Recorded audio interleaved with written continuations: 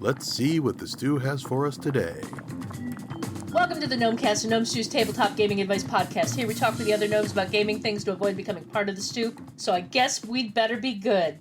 This episode is brought to you by awesome Patreon backers like the majestic Matthew Arbo, the stunning Suzanne Cabral, and the perfect Panic Productions. Today we have myself, Ange, along with Jared and Senda, and today we're going to talk about things we've learned recently about our own personal gaming preferences.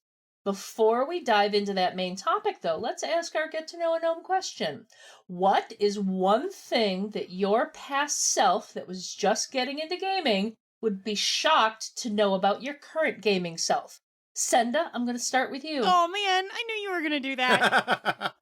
So I've been thinking about this. I've been thinking about my first game, which was third into 3.5 D&D, right? And I think that I can't decide between two things. I'm torn, which is why I was like, oh no, she chose me first. I haven't decided yet. So I'm going to tell you both of them because you put me on the spot. That's what you get. That's fair enough. So the first one is that baby gamer Senda was super into reading the rule books. Like, I'm one of those people who actually read the third edition player's handbook from cover to cover. I read all of it. All of it. I actually read all of it. And I spent so much time learning and perfecting and min-maxing all of the rogue everything. And then now I'm like, yeah, I kind of glanced through the rules and like, I'm going to make this interesting decision even though I know that it could be really difficult for me later. So I think that the first thing that I would tell myself is like, chill. Like, you're gonna have fun whether you follow the rules or not. Like, relax and let the story happen, right? Like, what are you here for? And the answer was always the story. It's just that I didn't used to understand how to make story happen without mechanics behind it, right? Yeah. And I like having mechanics behind my story, but they don't have to be complicated. Like, they can be, but they don't have to be. The second thing that I will say is would say to my old self is you should probably look into LARPing. Why did it take you so long? You were literally hand stitching a red wizard's robe for the guy who was playing the wizard by hand at the table so that he could wear it while you stole stuff from his room because you were playing a Kender. Oh my God, girl, you should look into LARPing. That part was funny. Cool. I could just see you at the end of the game or like a couple of games later. Oh, here, I took this from you. I literally did that. Like, his pocket watch was living in my room for like a week. Like, I mean, it was very bad. I would not recommend LARPing a Kender without consent. There are lessons we have learned since then. Don't do it. I still strongly believe that Kender are fun, cool characters that people should play, but I also have a lot of strong opinions about how they should be played in ways that are not shitty to the people around you. Are we allowed to cuss on this one? I mean, You know, I get that question so many times when I do interviews. I think people always ask me on my shows. I think as long as we keep it PG-13, we're okay. Yes. Okay. Jared, what about you? I think my younger self, this would be a toss-up between the fact that my favorite game of last year was a game about emulating Jane Austen stories, and that my most anticipated game this year is a game about playing out telenovelas. I don't think that I would have... Oh my God, I love both of them so much, Jared! Yeah, I don't think, younger me that was stranding people on an island with a vampire that they had no chance of killing would have thought that was where this was heading. Just for our audience's edification, we should probably state which two games those are. Yes, that would be Good Society by the Story Brewers, and Pasión de la Pasiones. Yes, that was much better coming from Senda. I can't spell it, but I hope that I say it okay. You have to say it with conviction, though. I know. Well, in the meantime, I'm currently starting a game of Cartel, because Wow. Pasiones, when it comes out, everything with the drama, it's so good. Anyway. So, Ange. I think I think that my baby gamer self would be... I mean, the obvious answer is that my baby gamer self would be very shocked that I'm actually GMing. Because back then, when I got started in late fall of 1986, because I am old, when I got started back then, oh God, I couldn't be a GM. That's too important of a job. That's too big of a job. I don't know the rules that well. I couldn't possibly run a game. It would just be awful. Nobody would enjoy that. And like, oh, screw that noise. I know story and I know how to get the spotlight around the table and really, as long as you've got a decent grasp on the rules or the general mechanics, it's like you can do, and even if you don't, run it that first time completely wrong, and then fix it later. It's all good. Just do it. It's fine. Don't let anybody tell you otherwise. It's like that's why I started the podcast. But you're right. Yeah. I also had that experience. I just didn't even think about it anymore. So getting into our main topic, things have been a bit tumultuous for the world lately, and a lot of us had to adjust to keep gaming in our lives and, go a little extra further or just do a little more to make sure we were keeping gaming in our lives. And I thought it would be fun to chat with a couple of gnomes about things we've learned in recent months about our personal gaming preferences that we've kind of discovered. It doesn't matter if it's as a player or a GM or just a general preference, but what have you learned about yourself recently? And Jared, we're going to start with you. Oh, thank you. You're on the spot now. It's because I'll go long. Yeah. I don't know why you would think that. One of the things that I learned that I'm pretty happy with is that I'm running a D&D game that is based, using the Kobold Press Tales of the Old Margrave, which is heavily based on, darker fairy tale stories. And I wasn't sure how this was going to play out. I was excited to run it, but I wasn't sure how this was going to play out. And my players decided to have 3 bearfolk and a halfling warlock that used to be taught by Baba Yaga. And this whole group has played this so wholesome and so very much wide-eyed fairy tale, and I love it so much, because I was kind of expecting, maybe they're gonna go the Witcher type grizzled monster hunter or whatever, and no, this has just been 3 bearfolk and this halfling that's a little bit more worldly than the 3 wide-eyed bearfolk, and her just kind of shaking her head at how earnest all 3 of them are, and it's just been great. And they adopted the first town that they showed up in and made it a home base, so they're not wandering around the whole Margrave. They're actually living in this one place, and they will find NPC misfits and people that have lost their families or whatever and bring them back to this town. So they've built this community. Aww. And I love it.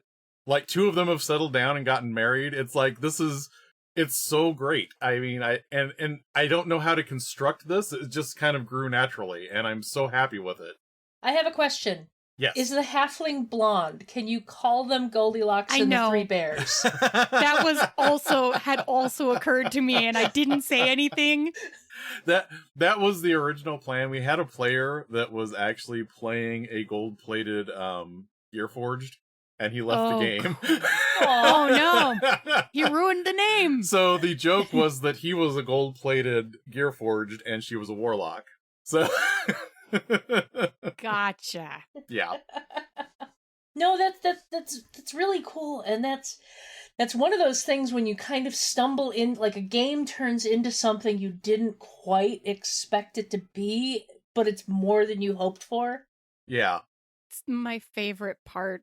It's the reason that I'm always hunting down new games, because I feel like sometimes, in my experience, when you do something new or different like that and you don't quite know what to expect, and you don't come in with a lot of preconceived notions about how things are going to go, then magic, it leaves space for the real magic to happen, right? And to turn into something that just you could never have constructed. Yeah. Love it. Yeah, and it's the how do you, like you said, this is not necessarily what you set out to create, but it's what you needed. It's something that's really good now, and it's how do you kind of nudge things in that direction where you can get the right combo of characters from your players that are gonna make magic in the world you're laying out for them.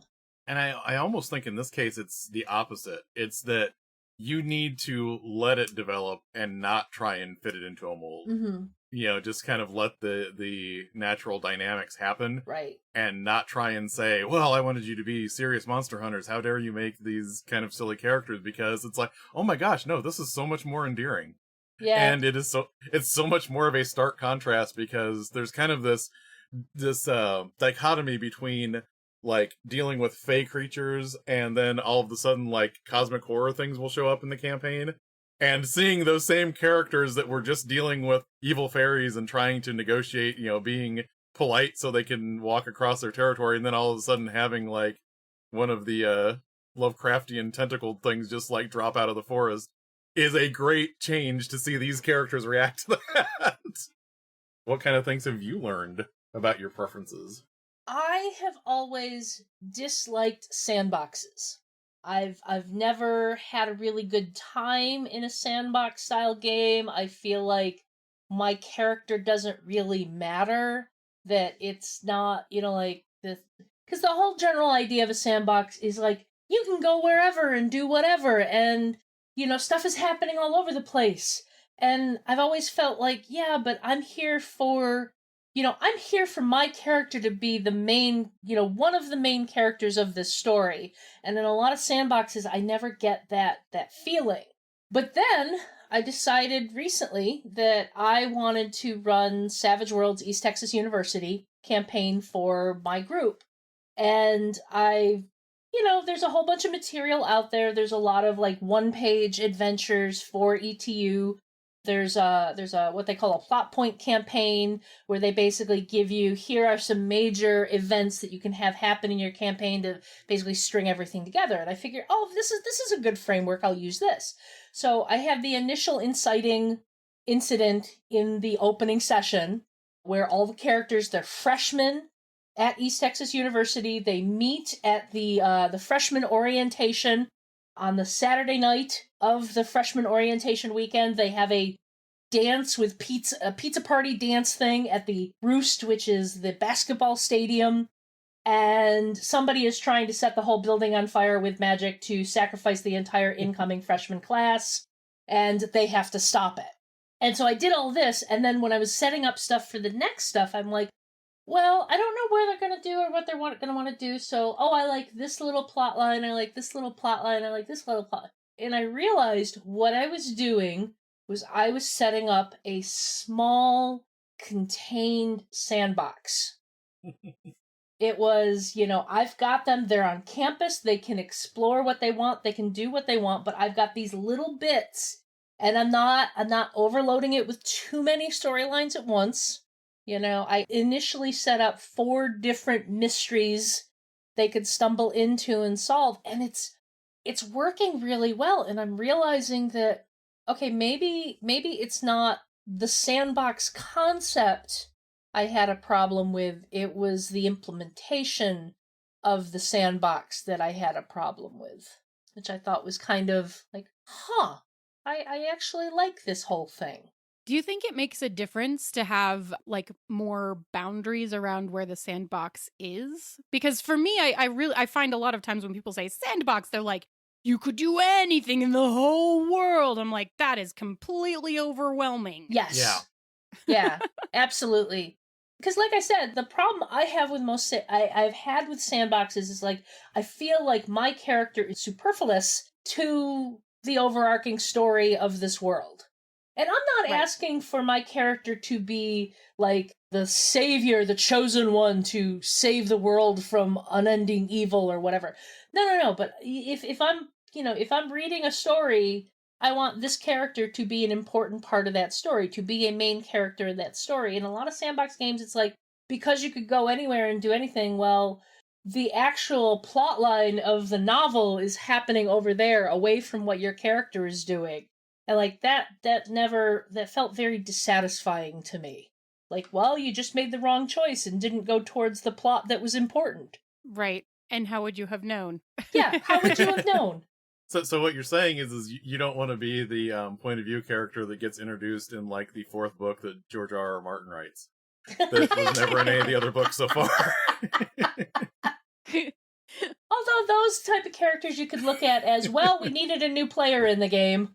So Yep. Just merge someone in. Yeah. Like, you've been doing your own thing elsewhere.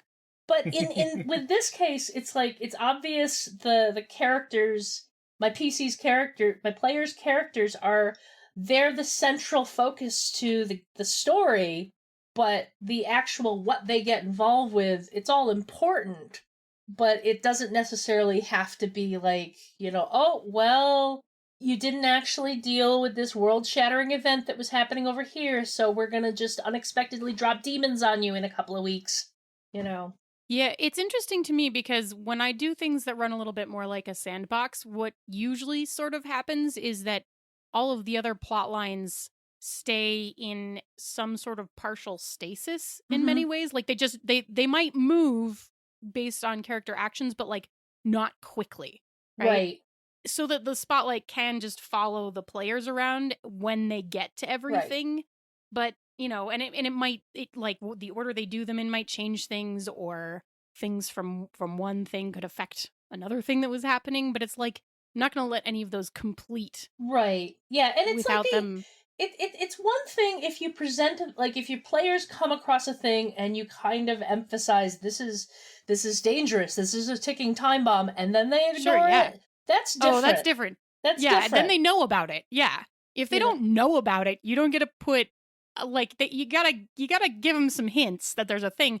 Or, I mean, the other interesting thing about that is that, like, if I put 3 different paths out in front of players and they choose one that I thought was going to be a side plot, fine. That's now the main plot. The other ones are still going to maybe happen, but like that's now the main plot because they're involved with it and they're the main characters, right? Yeah. I don't know. That's interesting thoughts. I'm now thinking about it in ways I haven't thought about it before. Yeah. That's cool, Ange. The last time I tried to run a sandbox was in Star Wars, and I had Inquisitors that were not completely dedicated to the dark side, and I had this all set up where they might run into these rebels and get converted to the cause, or they might double down and become, Darksiders and force out these light side, holdouts here, or they might root out this corruption where there is the Imperial governor that was actually working against the Empire. And they literally took the path of least resistance, found a military contractor that was like on the take, and just sat there on the take, not doing anything. It's like, well, guess the campaign's over, and we know what all of your characters were interested in. Path of least resistance. Money. I got it. Yeah, I have a friend who ran a sandbox style Pathfinder game, and he was just so frustrated because his players made these very mundane, quaint characters that were interested in baking and getting, exploring like farms and like, these very mundane things, and he's just like, but plot, adventure, world shattering events are over here. And they're just like, oh, I want to find out what the regional flavor of tea in this region is. Just these very mundane little things. And he's just like, but plot.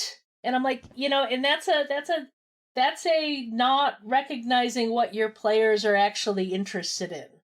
So I was gonna say, Ange, would you say that the reason that this sandbox seems to be working better than other sandboxes is because the players are engaging with it differently? Yes. Yeah. It's the players they all have their own little interests.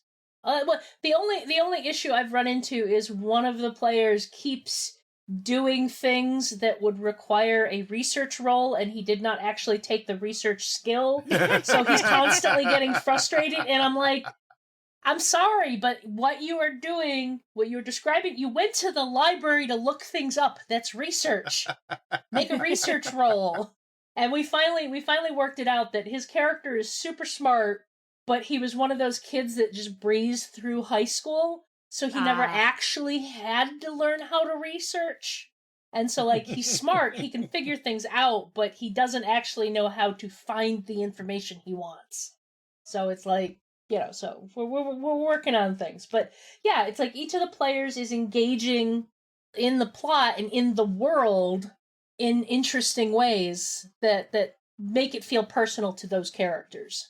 I think there's a thing that this is another thing that I'm learning. I'm sorry, I don't mean to jump in here, but Jeez, No, go for it. no, I think a lot of the weight that we put on ourselves about campaigns not working, GMs, people that have GM'd a lot, put that weight on themselves. Like, I don't know why I couldn't get this to work. And it's not that you couldn't get it to work.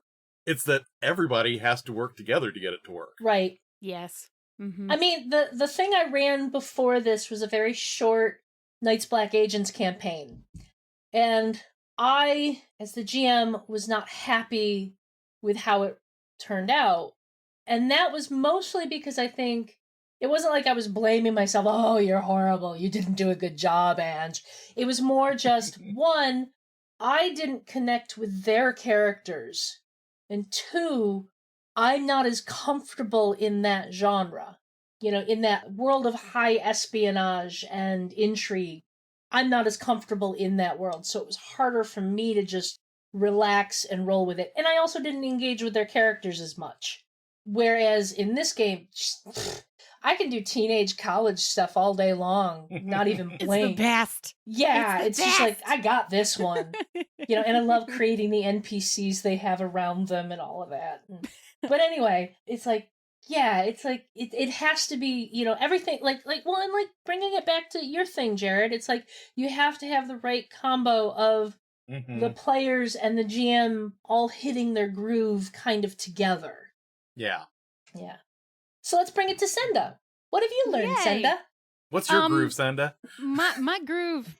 So this is really interesting because I did bring it up at the very, very beginning of the show, right? So the first game that I ever played, I was super into, like, I made people outfits and I was like drawing pictures and like making things and being really tactile about it. And it's something that I continued to be into like for a while and then kind of fell out of a little bit, especially when all of my gaming went online, which it did significantly before the pandemic started. It all actually pretty much moved online before I even took my accidental, like, I had a child game break, right? Like, so it makes it sound like, oops, child. Oops, child. Well, I didn't know that child meant no gaming, right? But it did. I mean, you'd think I might have anticipated that, but I didn't. But all my gaming was online for quite a while, probably for at least not totally exclusively, but like the vast majority of my gaming was online, probably for like the last 7 years, even before She's a Super Geek and stuff, right? And the thing that you lose in doing online gaming is physical, tactile game artifact stuff, right? And it didn't really bother me a lot. Like, I was like, whatever, it's fine for a long time.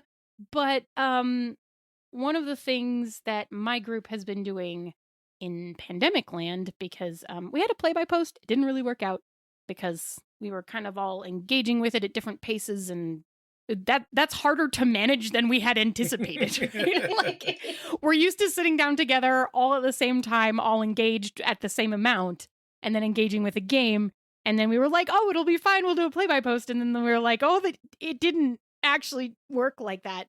Because, you know, some of us are working from home, some of us aren't, some of us have time, some of us don't. Like, it got weird. So we were like, okay, never mind, scratch that. And then the thing that we came up with next to kind of keep things ongoing, I mean, we're still meeting every other week to play games. That's where I'm going to play Cartel. So excited for Cartel, just to be clear. Oh my goodness. It's gonna be good. The relationship chart is like a giant spider web of mess. And I love that so much. But so the other thing that we did is we started a letter writing game. And it basically has no rules because this is my game group that we're talking about. And we frequently run with no rules. And that's fine. Or with extremely light rules. Or we're like, we want a game that does this. Why don't we just real quick, we'll sketch out some scene structure and go. You have a very light social contract, and everybody works like I've heard of this group. This group sounds wonderful. It's like they just all convene in a space, and it's like game happens. I'm very, very, I can't tell you how lucky I feel to play with these people consistently. It is like magic. And that thing that we were just talking about with Jared and with you, Ange, where like the thing is that key moment where like the people all click and you're all on the same page to make something happen together. That is like, it happens every time, right? Like GMing for these people is like, oh, I'm going to wind this up and I'm going to lean back for 45 minutes. Oh, cool. Let me just poke it. Like, it's amazing. It's fantastic. So anyway, so we've been playing lots of online games. We're going to play a campaign of Cartel next. But the thing that we've been doing to like tie everything through is that we started a letter writing game. There are plenty of letter writing games out there, epistolatory games, that do actually have rules and or mechanics. So if you would like to engage in something and you want a little bit more framework, like, they're out there. I published a couple lists of them on Gnome Stew. Like, check them out. They're really cool, right? But we'll link those this in the one show has notes. nothing.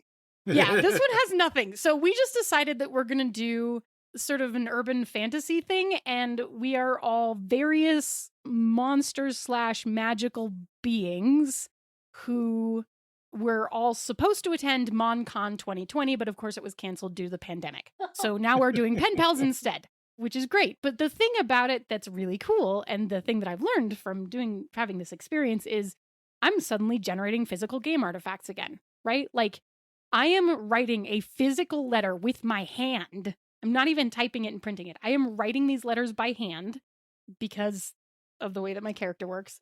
I am folding them up. I am putting them in the mail. I am putting cool things in the envelope with them. I am sending them off. And the funny thing is, so I'm like generating game artifacts, and then I don't even get to keep the game artifacts. They're going to someone else who then has it. But I'm receiving in response these other game artifacts that I get to keep, and they're mine, right? It's really cool. So the thing that I've learned from this, the moral of this story, is that physical game artifacts are cool. And engaging with them in ways that both like create story and also give you the means to engage is fun and neat. And this is the part where now I'm going to tell you, I was so excited about physical artifacts again that I did the letter writing equivalent of like when you first start playing D&D and you're like, dice, right? And minis, right? Okay, no. I designed my own stationery and I got it printed so that it is in character. And then I now have two different wax seals, both of which that match the stationery. And then I bought wax, and then okay, so the other part about this is that I'm playing a cat. I am a cat witch. I'm on my 5th life. I've been around since ancient Egypt, but I have a human familiar with opposable thumbs. She does the writing. She's in middle school, so her handwriting is very specific. That's why this got fun, right? So I have to write my letters by hand. It's important so I can get the hearts over all the eyes. But so, and then I went and got a stamp, and it's a paw print stamp, so that I can sign my letters with a little paw print. Like, so this has been so much fun because I'm basically designing how people experience my character through the tactile artifacts of the game that I am sending to them, which is so cool. Anyway, so that's what I learned. I learned that I'm still really into physical game artifacts, which was a thing that I had kind of lost track of for a long period of time. I was like, it's fine. Everything's digital. Like, I have digital portraits of my characters, blah, blah, blah, pictures, whatever.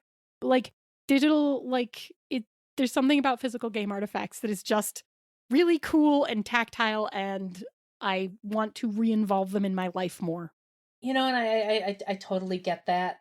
Because, like, I've in the past done handouts for games that are like, you know, like this is an in-world thing, and, you know, and I don't get as fully into minis and terrain as some people. I still enjoy bringing that to the table, and I've been able to do a little bit of it in Roll20, you know, setting things up, but, you know, like, so after the initial game I ran for ETU, I actually put together the front page of the student newspaper, Yes. the Ravens Report, which basically had like a little side article on the vandalism that happened at the Roost, and, you know, if anyone has any information on these vandals, please report it to the campus security. And then 2 other articles that have, like, one is just about the football team because it's Texas. And then the other was like a seed for another adventure and all of this. But it was like, you know, I put this together and I'm like, but I can't print it out. All the best I can do is send a PDF to the players. And I mean, Which is still cool. It's still cool. You know, it's still fun to do that. But it's also like, there is a little bit of that. I miss some of the tactile. I miss that. in more than that, I should say, even because like, even though a lot of my games went virtual, and then, but for like the last 4 or 5 years, I've had this same group, right? And we play in person consistently, but we also play highly improvised games. And so when you are playing something highly improvised, it's very difficult to have, like, to prepare to know what you could possibly need, because we're playing Tales from the Loop and my character ends up on the moon. Like, you know, how do you anticipate and plan for this? I mean, you just can't, right? It's just not possible. So that's the other part, is like, this is really interesting to me because there's a lot of improv happening, but the game artifacts are happening up front instead of mid-game. And because they're happening up front, they're part of that initial improv seed that I'm sending out, instead of trying to like have something later on into it to make it happen. Although hilariously, we've also been doing newsletters, because one of the things that we're doing is like, there's an evolution in the world, like something changes between each set of letters that we can then write about. And so like, we've been making like newspaper articles about what happened, which is great. There's an infestation of murder scarabs. As there is, you know. You know, I mean, it's 2020. I'm not gonna judge. Exactly. Humans haven't noticed because they just eat magic, so you know, it's fine. Well, it's funny because some of my desire for a, you know, like some kind of physical artifact has been somewhat supplemented because I have my rocket books now, which I love. But what I'll do a lot of times is I'll take notes, and I will take notes in different colors. And I'm not a great artist, but I will put like, I was in a Call of Cthulhu game at a convention a while back, and I did like this blue candle that, you know, came up in the thing, and I'll draw that in the corner. And I find like having those personalized notes and being able to save those, even though it's not physical, the handwriting is more personal than if it's just all typed out things. So I've been, every once in a while, I'll just like open up my folder where I have all of my saved notes and go, oh. No, I think that's amazing. For me, though, the problem is that my handwriting has gotten so bad that I can't read my handwriting. So for me, the problem has become that because these games are really heavily improv, I'm just sitting there at the table, like wide-eyed, like super invested and completely engaged.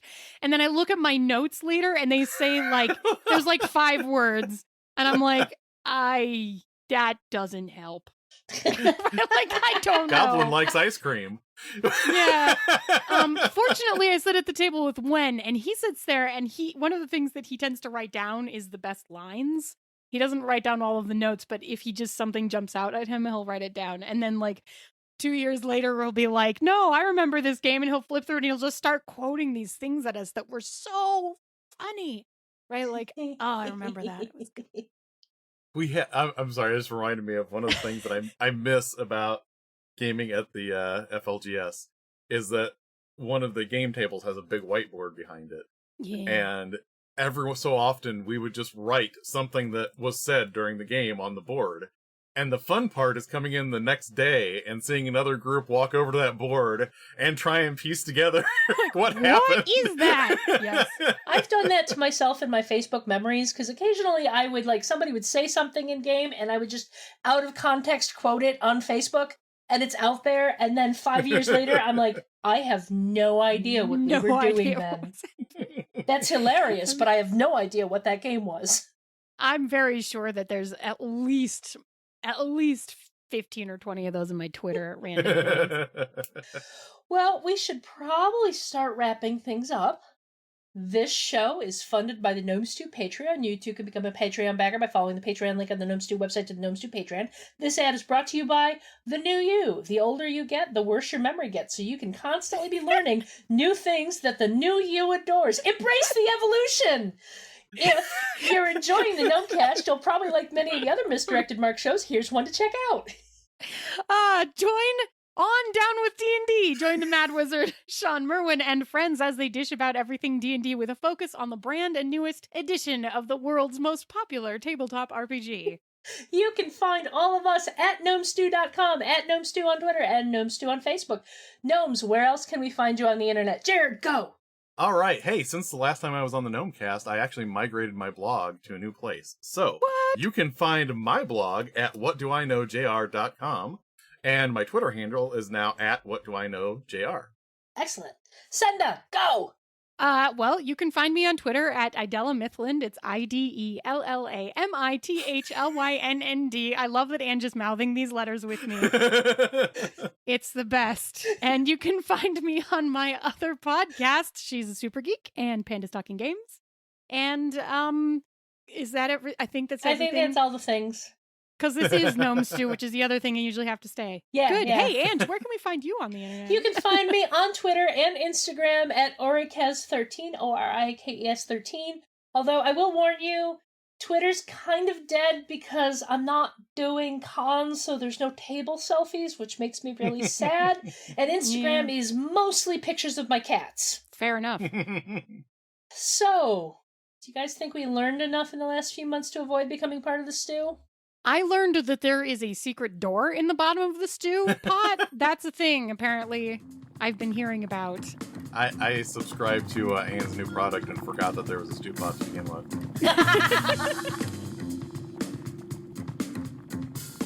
Gnomecast is hosted by Misdirected Mark Productions, the media arm of Encoded Designs. Personal gaming